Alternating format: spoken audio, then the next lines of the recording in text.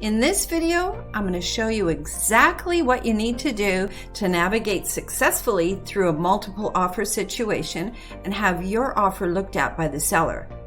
In this busy market today, competition is fierce and you need to be prepared. So always, the first thing you're going to want to do is have your finances in order.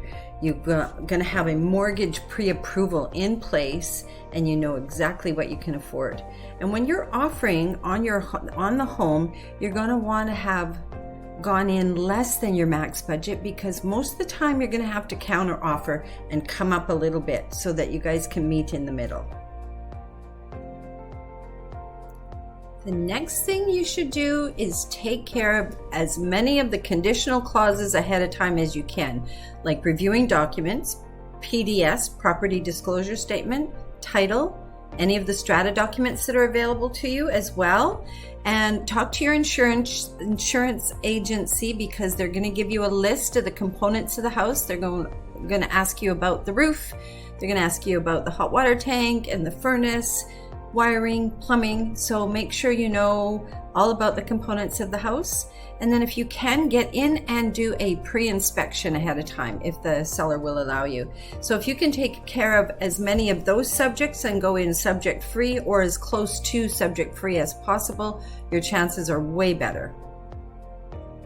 Okay, so next, let's talk about deposit.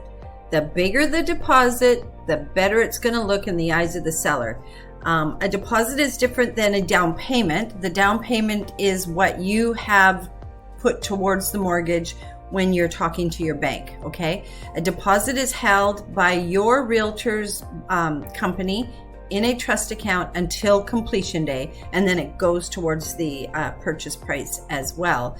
But it's a showing of good faith that you're going to complete on the purchase of the home. And I say 10% is minimum, but 20 to 25 is definitely going to show that you are serious in the eyes of the seller, and it's going to make you go to the top of that pile.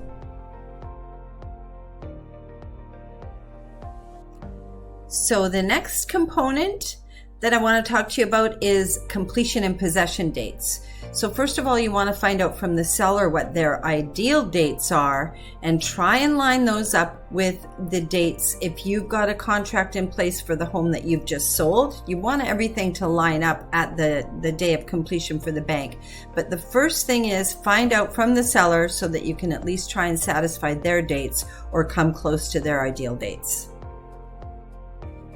Finally, let's talk about your offering price. In a multiple offer situation, you're going to want to go in with your very best foot forward.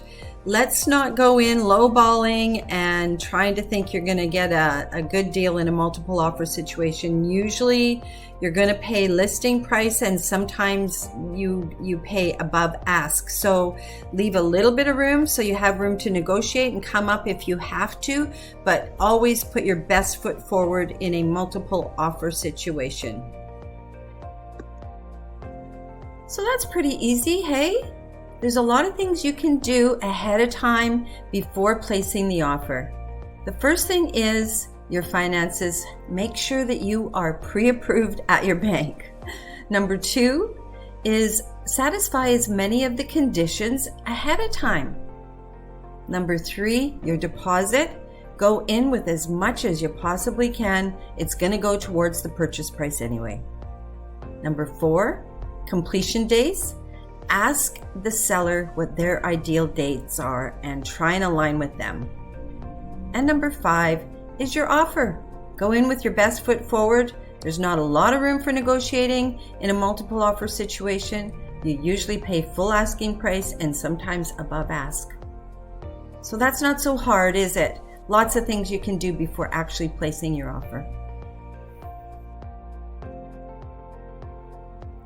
Hey, I hope you enjoyed the video and got something out of it.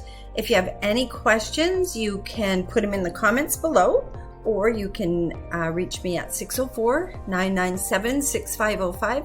My email address is tracygoodwinrealtor@gmail.com. And if you like this one, give it a thumbs up. And if you want, please subscribe to my channel. Until next time.